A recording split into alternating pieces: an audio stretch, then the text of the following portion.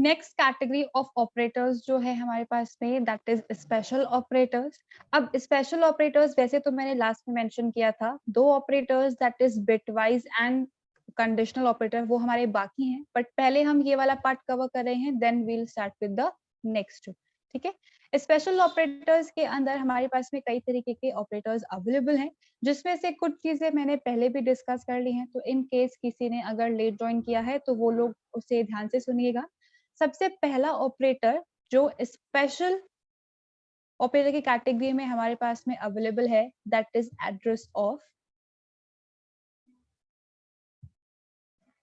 As I was saying, सबसे पहला operator जो है हमारे पास में स्पेशल ऑपरेटर्स की कैटेगरी के अंदर दैट इज एड्रेस ऑफ। अब एड्रेस ऑफ का मतलब आप सब लोगों को पता है, किसी भी वेरिएबल का एड्रेस अगर हमें पता लगाना होता है तो उसके लिए हम एड्रेस ऑफ ऑपरेटर को काम में लेते हैं। ये एक तरीके का हमारे पास में यूनरी ऑपरेटर है। यूनरी ऑपरेटर क्यों है? क्योंकि इसके साथ सिर्फ एक ही वैल्यू एसोसिएटेड होती है, इसके साथ सिर्फ एक ही वेरिएबल का नेम एसोसिएट होता है, इस वजह से ये यूनरी ऑपरेटर कहलाता है। अब यहाँ पे फॉर एग्जाम्पल मैंने नम नाम का एक वेरिएबल क्रिएट किया है that is of integer type. अब अगर मुझे पता लगाना है कि मेमोरी के अंदर जो मेमोरी हमें एलोकेट होगी 2 बाइट्स की, मेमोरी के अंदर ये वेरिएबल एक्चुअली में कहाँ पे प्रेजेंट है, किस लोकेशन पे प्रेजेंट है, तो उसके लिए हम एड्रेस ऑफ ऑपरेटर को काम में लेते हैं। अब यहाँ पे जो एड्रेस ऑफ ऑपरेटर होता है, हमेशा ये जो वैल्यूज हैं पॉजिटिव होती हैं, कभी भी negative values as a address के तौर पे अवेलेबल नहीं हो सकती हैं। इसी वजह से हम यहाँ पे %u as a format specifier काम में लेते हैं। तो printf %u comma address of num. तो हमारा जो ये वेरिएबल है ये मेमोरी में जिस भी लोकेशन पे प्रेजेंट होगा वो हमारे पास में एज अ आउटपुट डिस्प्ले हो जाएगा। That is address of operator. Alright guys, let's resume. I hope पहला जो ऑपरेटर है एड्रेस ऑफ, उसमें तो किसी को कुछ कंफ्यूजन नहीं है, ये हम लोगों ने पहले वेरिएबल के साथ में भी कवर कर लिया था, तो आई होप इससे रिलेटेड किसी को कुछ कंफ्यूजन नहीं होगा।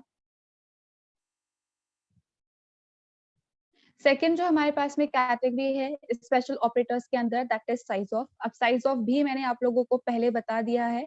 साइज ऑफ का सिंपली मतलब इतना सा होता है कि जो वेरिएबल हमने क्रिएट किया है वो वेरिएबल हमारी मेमोरी के अंदर कितनी बाइट्स कंज्यूम कर रहा है।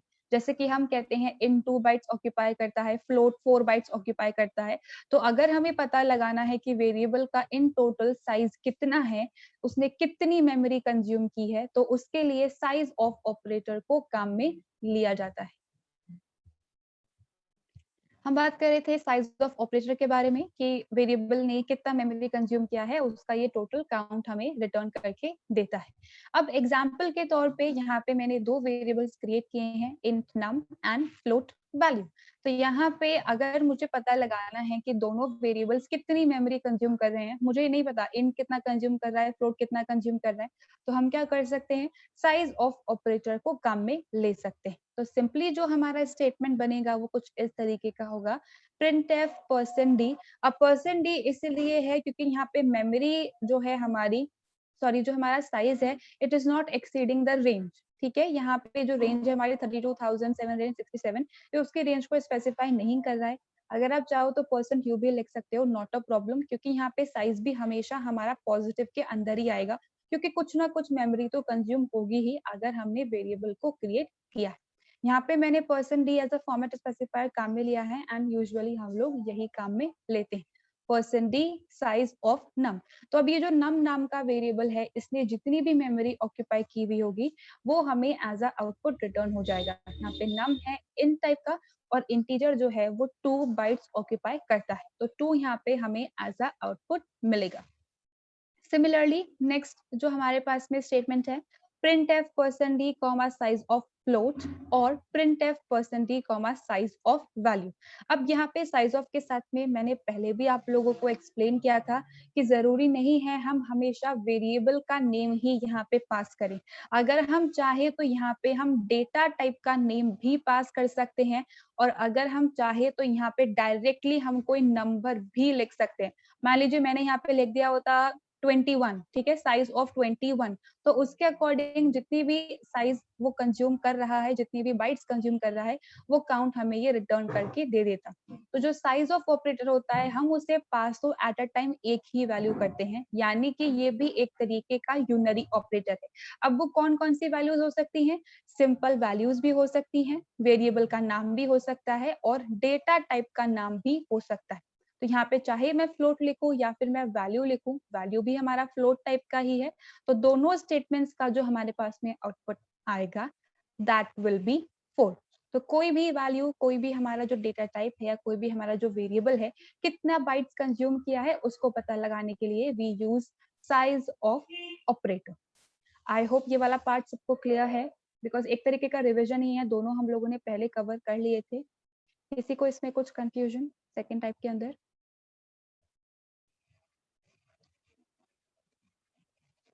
Alright. Now moving with the third operator, that is asterisk symbol. अब यहाँ पे जो ये asterisk का symbol है, ये हमने arithmetic operator के साथ में भी काम में लिया है। वहां पे वो क्या कहलाता है? मल्टीप्लीकेशन कहलाता है। लेकिन जिस तरीके से माइनस सिंबल निगेशन और सब्ट्रैक्शन दो जगह के लिए काम में आता है, same goes for the asterisk symbol. इसे हम मल्टीप्लिकेशन के लिए भी काम में लेते हैं, और जब ये यूनरी ऑपरेटर की तरह काम करता है, यानी कि किसी एक वैल्यू के साथ में एसोसिएटेड है, तो वहां पे ये कहलाता है वैल्यू एट ऑपरेटर। अब बेसिकली जो ये वैल्यू एट ऑपरेटर है, इसे हम पॉइंटर्स के साथ में काम में लेते हैं। तो जब हमारा पॉइंटर्स टॉपिक आएगा, जो कि काफी बाद में आएगा, after we have covered a lot of things, तब हम इसे वहां पे डिटेल में डिस्कस करेंगे कि कैसे काम करता है, कैसे चीजें ये डिस्प्ले करता है। अभी के लिए मैं बेसिक डिस्क्रिप्शन आपको दे देती हूँ। देखिए यहाँ पे जैसे मैंने कहा कि मैंने कोई वेरिएबल क्रिएट किया है, ये वेरिएबल मैंने क्रिएट किया है। अब ये वेरिएबल मेमोरी में किसी ना किसी एड्रेस पे जाके सेव होगा, ठीक है। मान लीजिए इसका एड्रेस है 40,200। तो यहाँ पे अगर मुझे ये पता लगाना है कि एक स्पेसिफिक एड्रेस पर कौन सी वैल्यू प्रेजेंट है, ठीक है, यूजुअली हम क्या करते हैं, वेरिएबल का नाम लिखते हैं वैल्यू को प्रिंट करवाने के लिए। अब मैं यहाँ पे वेरिएबल का नाम नहीं लिख रही हूँ, मैं यहाँ पे लिख रही हूँ एड्रेस, कि एड्रेस पे कौन सी वैल्यू प्रेजेंट है। तो स्पेसिफिक एड्रेस की अगर हमें वैल्यू प्रिंट करवानी होती है, तो उसके लिए वैल्यू एट ऑपरेटर को काम में लिया जाता है। ये कैसे काम में लिया जाता है, ये हम आगे आने वाले सेशंस में डिस्कस करेंगे। अभी के लिए सिर्फ बेसिक डिस्क्रिप्शन, हम इसे पॉइंटर्स के साथ में काम में लेंगे। स्पेसिफिक एड्रेसेस पे जो वैल्यू प्रेजेंट होती है, उस वैल्यू को प्रिंट करवाने के लिए हम इस ऑपरेटर वैल्यू एट ऑपरेटर को काम में लेते हैं। I hope the third category is also clear to you guys. Now, moving to the next part, and actually one of the most important. Yes, the fourth category of special type of operators is typecasting operators.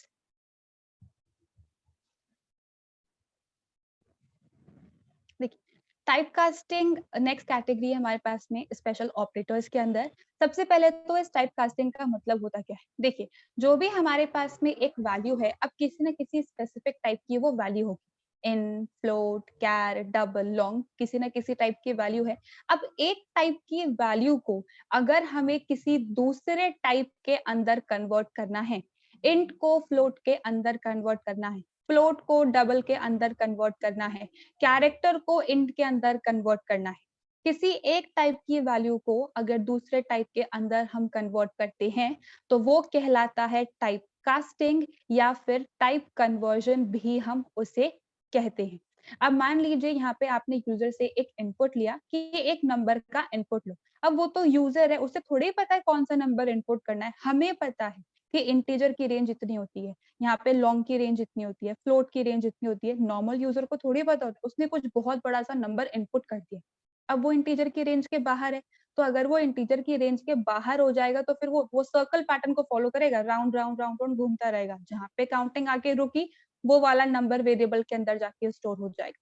तो उसको avoid करने का भी एक तरीका है। Avoid करने का तरीका क्या है, कि जो भी नंबर यूजर ने इनपुट किया है, मान लीजिए उसने लॉन्ग टाइप का नंबर इनपुट किया है, तो हम उसे कन्वर्ट कर सकते हैं in integer type with the help of type casting operators.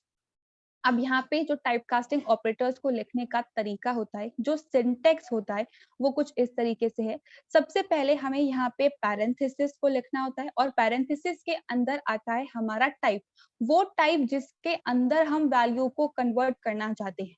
अब यहाँ पे जहाँ पे मैंने एक्सप्रेशन लिखा है, एक्सप्रेशन में यहाँ पे सिंपल वैल्यू भी हो सकती है या हम किसी तरीके की एक्सप्रेशन को भी काम में ले सकते हैं। एक्सप्रेशन मतलब ऑपरेंड्स एंड ऑपरेटर्स दोनों प्रेजेंट है। तो यहाँ पे होगा क्या, जो भी वैल्यू यहाँ पे लिखी हुई है वो इस स्पेसिफिक टाइप के अंदर कन्वर्ट हो जाएगी। कैसे करते हैं एग्जाम्पल से समझते हैं, आपको और क्लियर हो जाएगा। देखिए, मैंने आप लोगों को कुछ टाइम पहले कुछ क्वेश्चन सॉल्व करने के लिए दिए थे और उसी में से एक क्वेश्चन था कि आपको परसेंटेज कैलकुलेट करनी थी। ठीक है, परसेंटेज कैलकुलेट करने के लिए करना क्या था, पहले 3 आपको सब्जेक्ट्स लेने थे, उन तीनों सब्जेक्ट्स के अंदर आपको इनपुट लेना था और फिर परसेंटेज को कैलकुलेट करना था। अब यहाँ पे मैंने जो सब्जेक्ट्स कंसिडर किए हैं, that is Hindi, English and mathematics, और उनके रिस्पेक्टिव मार्क्स हैं 35, 59 एंड मैथमेटिक्स में 94। ठीक है, अब यहाँ पे करना क्या है, परसेंटेज कैलकुलेट करना है। तो सबसे पहले तो मैंने इन तीनों मार्क्स का सम निकाल लिया, that is 35 plus 59 plus 94 which becomes 188, जिसे मैंने टोटल नाम के वेरिएबल के अंदर असाइन करवा दिया। अब परसेंटेज का फॉर्मूला क्या होता है, जितना हमारा टोटल आया है multiply by 100 and divide by 1000। एक तो ये तरीका है, या फिर हम लोग डायरेक्टली भी लिख सकते हैं percentage is equal to total divide by 3। अब ये कैसे आया, ये जीरो से ये जीरो कैंसिल एंड ये जीरो से ये जीरो कैंसिल, तो इसलिए डायरेक्टली टोटल बाय 3 भी हम लोग लिख सकते हैं। यही कंसेप्ट आई थिंक आप लोगों ने फॉलो किया होगा परसेंटेज को कैलकुलेट करने के लिए। अब यहाँ पे हम जो ऑपरेशन परफॉर्म करवा रहे हैं, arithmetic operation, that is division. ठीक है, यहाँ पे टोटल के अंदर 188 है which is the integer value, और 3 भी अपने आप में एक इंटीजर वैल्यू है। तो अगर हम यहाँ पे इंटीजर वैल्यूज को यूज करके डिविजन ऑपरेशन परफॉर्म करते हैं, तो हमारा रिजल्ट भी इंटीजर टाइप का ही आता है। लेकिन अगर हम परसेंटेज की बात करते हैं, तो परसेंटेज तो फ्लोटिंग पॉइंट में भी आती है, 60.75, 90.04, 92.75, इस तरीके की भी हमारे पास में कैलकुलेशंस होती हैं। तो अब यहाँ पे अगर मैं सिंपल इंटीजर और इंटीजर वैल्यू को कंसिडर करूंगी, तो मेरे पास में तो कभी एक्चुअल परसेंटेज आएगी ही नहीं। जैसे कि मैंने यहाँ पे इम्प्लीमेंट किया है 188 डिवाइड बाई 3, एक्चुअली में जो आंसर आएगा that is 62.6667 something like that. लेकिन यहाँ पे क्योंकि इंटीजर और इंटीजर है, तो यहाँ पे आंसर भी इंट के फॉर्म में ही आएगा, यानी कि मेरे पास में 62 आंसर आएगा, जो कि एक्चुअल परसेंटेज नहीं है। तो यहाँ पे हुआ क्या, हमारे पास में आउटपुट में गड़बड़ आ गई। अब यहाँ पे इस गड़बड़ को सॉल्व करने के लिए हो सकता है आप में से कुछ लोगों ने परसेंटेज को फ्लोट बना दिया। परसेंटेज को फ्लोट बनाने से हमारा सोल्यूशन नहीं निकलेगा। क्यों सोल्यूशन नहीं निकलेगा, क्योंकि एक्चुअल डिवीजन तो इस टोटल और 3 को यूज करके हो रहा है ना। आंसर तो यहीं पे कैलकुलेट होगा, राइट हैंड साइड पहले सॉल्व होगा, तो ये 62 एक सिंगल वैल्यू जनरेट करेंगे जो परसेंटेज के अंदर जाके सेव हो जाएगी। अब परसेंटेज को आप 0.2f करो या 0.4f करो या %f करके प्रिंट करवाओ, वो हमें 62 ही प्रिंट करके देगा, बस एंड में 0 zeros लगा देगा। 6 zeros बाय डिफॉल्ट, यहाँ पे मैंने 2 ही लिखे हैं, अज्यूम कर लीजिए 0.2f। तो यहाँ पे अभी भी हमारे पास में आउटपुट सही नहीं आया परसेंटेज को फ्लोट बनाने के बाद। तो अब यहाँ पे हम क्या कर सकते हैं, यहाँ पे थोड़ा सा हम अपने एक्सप्रेशन को चेंज कर सकते हैं।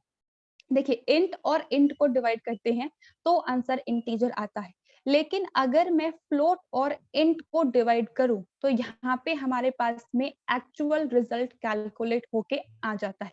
तो इस तरीके की जब हमारे पास में सिचुएशंस होती हैं, तो हम यहाँ पे टाइप कास्टिंग ऑपरेटर्स को काम में लेते हैं। अब यहाँ पे डिविजन अगर मुझे परफॉर्म करना है, तो मैं डिविजन 2 वैल्यूज पे परफॉर्म कर रही हूँ, एक है टोटल और एक है 3। तो आप चाहो तो टोटल को फ्लोट में कन्वर्ट कर दो, या अगर आप चाहो तो 3 को फ्लोट में कन्वर्ट कर दो। दोनों में से अगर एक भी वैल्यू फ्लोटिंग पॉइंट बन जाती है, तो फ्लोट और इंट को डिवाइड करने पर आंसर फ्लोटिंग पॉइंट में आता है, यानी कि एक्चुअल कैलकुलेशन हमारे पास में होगी और एक्चुअल रिजल्ट कैलकुलेट होके आएगा। सिर्फ 62 नहीं, बल्कि 62.667 वाला आंसर हमारे पास में कैलकुलेट होके आएगा। तो अब यहाँ पे हमें लिखना क्या होता है, सबसे पहले हमें पैरेंथेसिस स्टार्ट करने हैं और पैरेंथेसिस के अंदर हमें लिखना होता है हमारा टाइप, वो टाइप जिसके अंदर हम वैल्यू को कन्वर्ट करवाना चाहते हैं। तो यहाँ पे मेरे पास में जो वैल्यू आएगी उसे मुझे फ्लोट के अंदर कन्वर्ट करवाना है, ठीक है। और जो मेरी एक्सप्रेशन है that is total divide by 3। तो अब यहाँ पे होगा क्या, सबसे पहले एक्सप्रेशन है ये देखिए, और एक्सप्रेशन में यहाँ पे अगर हम बात करते हैं तो सबसे पहले पैरेंथेसिस सॉल्व होते हैं। अब पैरेंथेसिस किसके साथ में एसोसिएटेड है, इस टोटल नाम के वेरिएबल के साथ में। तो सबसे पहले जो ये टोटल नाम का वेरिएबल है ये फ्लोट के अंदर कन्वर्ट होगा, यानी कि 188.00006 टाइम्स 0 ये हमारी वैल्यू बनेगी और उसके बाद वो 3 से डिवाइड होगा। पहली चीज, पहला केस। दूसरा केस ये है कि यहाँ पे मैंने 188 के बजाय मैंने 3 को फ्लोट के अंदर कन्वर्ट कर दिया, तो टोटल डिवाइड बाय। अब यहाँ पे जिस भी वैल्यू को हमें कन्वर्ट करना होता है उससे पहले हम यहाँ पे टाइप कास्टिंग ऑपरेटर मेंशन करते हैं। तो सेम पैरेंथेसिस के अंदर फ्लोट, तब होगा क्या, पहले पैरेंथेसिस सॉल्व होंगे तो 3 सबसे पहले फ्लोटिंग पॉइंट के अंदर कन्वर्ट होगा और उसके बाद वो 188 को डिवाइड करेगा। तो अब इस केस के अंदर हमारे पास में जो एक्चुअल आउटपुट है वो कैलकुलेट होके आएगा, that is 62.66 and so on. तो कभी भी हमारे पास में कुछ इस तरीके की सिचुएशंस होती हैं तो हम अपने रिजल्ट को टाइप कास्ट कर सकते हैं और डिजायर्ड रिजल्ट फेच कर सकते हैं। जिस तरीके से मैंने यहाँ पे फ्लोट को काम में लिया है उसी तरीके से हमारे पास में अलग अलग तरीके के टाइप कास्टिंग ऑपरेटर्स अवेलेबल हैं, इंट, फ्लोट, लॉन्ग डबल, कैर। हम लोग किसी भी तरीके का टाइप कास्टिंग ऑपरेटर काम में ले सकते हैं और एक टाइप से दूसरे टाइप में वैल्यू को कन्वर्ट कर सकते हैं। अब मैंने हर एक का एग्जाम्पल यहाँ पे मेंशन किया है, लेकिन पहले जो एग्जाम्पल मैंने एक्सप्लेन किया है ये परसेंटेज वाला, इसमें किसी को कंफ्यूजन है तो आप लोग पहले वो पूछ लो, आगे की बात हम बाद में करेंगे।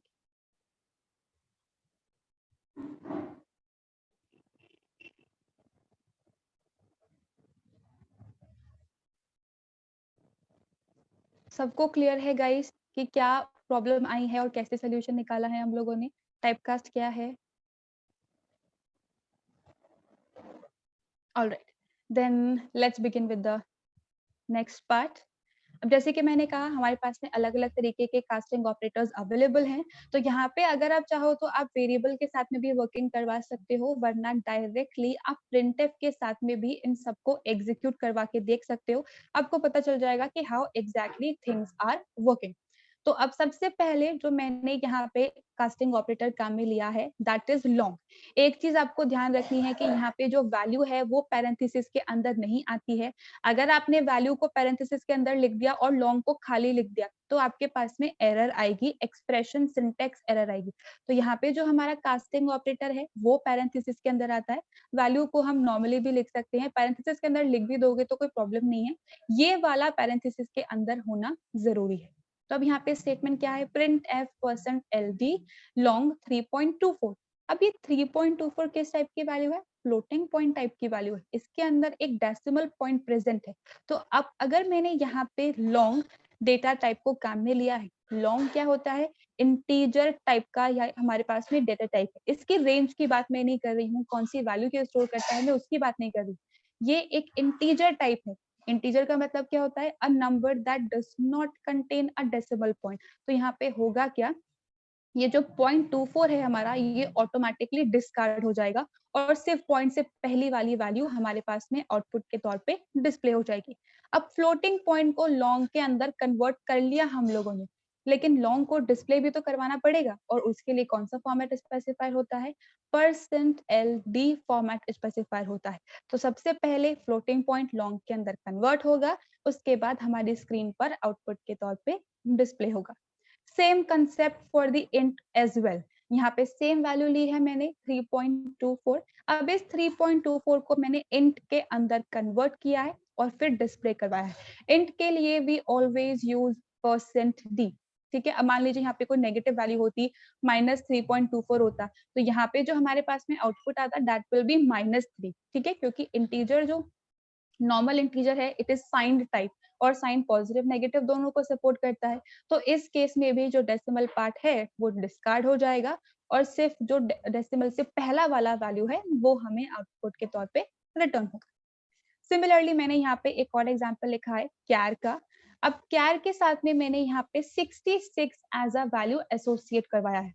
अब कैर के केस में मैंने आप लोगों को बताया था, अगर हम %c काम में लेते हैं तो कैरेक्टर डिस्प्ले होता है, अगर हम लोग %d लिखते हैं तो उस कैरेक्टर का ASCII कोड डिस्प्ले होता है। तो यहाँ पे मैंने लिखा है 66 को यहाँ पे मैंने कैर में कन्वर्ट कर लिया और उसके बाद मैंने यहाँ पे लिखा है %c। तो यहाँ पे जो ये हमारा ASCII कोड होता है ये होता है कैपिटल B का। तो यहाँ पे आउटपुट के अंदर हमें B मिलेगा, ठीक है। %d लिखेंगे तो 66 ही मिल जाएगा। कैर के साथ में दोनों टाइप के फॉर्मेट स्पेसिफायर को हम काम में ले सकते हैं। तो that is long, int and char. इसके बाद एक और एग्जांपल फ्लोट का। अब यहाँ पे जो मेरा नंबर काम में लिया है दैट इज 33।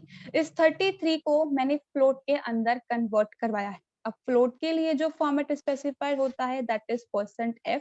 तो जब हमारी वैल्यू प्रिंट होगी दैट विल बी 33.6 टाइम्स 0, क्योंकि बाय डिफॉल्ट ये 6 zeros ही प्रिंट करता है। सिमिलरली मैंने यहाँ पे मेरे पास में फ्लोटिंग टाइप की एक वैल्यू है, a number which is in decimal form, decimal point के फॉर्म में प्रेजेंट है, फ्रैक्शन के फॉर्म में प्रेजेंट है। इस नंबर को मैंने डबल के अंदर कन्वर्ट किया है। डबल एक्चुअली में क्या करता है, वो डिस्प्ले तो हमें फ्लोटिंग पॉइंट के अंदर ही देगा, मतलब पॉइंट तो प्रेजेंट होगा ही होगा, बस ये क्या करता है हमारे नंबर के साथ में प्रिसीशन को ऐड कर देता है। प्रिसीशन का मतलब हमारा जो आउटपुट है वो कितना सही है और कितना गलत, एग्जैक्ट कैलकुलेशन ये हमें करके देता है। तो जो सिंपल फ्लोटिंग पॉइंट के अंदर मेरा नंबर था वो डबल में कन्वर्ट होगा, यानी कि एक्स्ट्रा प्रिसीशन उसके अंदर आएगा। और डबल को प्रिंट करने के लिए वी यूज %lf। अब यहाँ पे जो मेरे पास पे आउटपुट आया है देखिए 3.245679, जबकि यहाँ पे क्या था 3.245679। तो यहाँ पे हुआ क्या है, क्योंकि हमारा जो लास्ट नंबर है वो 5 के बराबर और 5 से बड़ा है, तो इसने क्या किया, इससे पहले वाले डिजिट को राउंड ऑफ कर दिया और इस डिजिट को डिस्कार्ड कर दिया। तो इसलिए हमारे पास में आउटपुट आया है 3.2456 7 एंड 9। तो ये है हमारे पास में टाइपकास्टिंग ऑपरेटर्स। एक लास्ट एग्जांपल है हमारा, इसको एक्सप्लेन कर देती हूँ मैं, फिर आपके क्वेश्चंस का answer. Same concept for long double as well. मैंने फिर से यहाँ पे वैल्यू ली है 3.2456 7 8 9 और मैंने इसे लॉन्ग डबल के अंदर कन्वर्ट कर दिया है। लॉन्ग डबल को प्रिंट करवाने के लिए % कैपिटल L और F आता है। तो यहाँ पे इसका जो हमारे पास में आउटपुट आया है सेम ही है, 3.2456 यहाँ पे 79 आया है। क्यों आया है, क्योंकि यहाँ पे जो हमारी लास्ट वैल्यू है it is greater than equals to 5। Obviously 5 से बड़ा ही होता है 9। तो यहाँ पे होगा क्या, हमारी जो ये इससे पहले वाली वैल्यू है ये राउंड ऑफ हो जाएगी और लास्ट वैल्यू डिस्कार्ड हो जाएगी। तो that is the various types of typecasting operators, जिसमें एक वैल्यू को हम दूसरे वैल्यू के अंदर कन्वर्ट कर सकते हैं।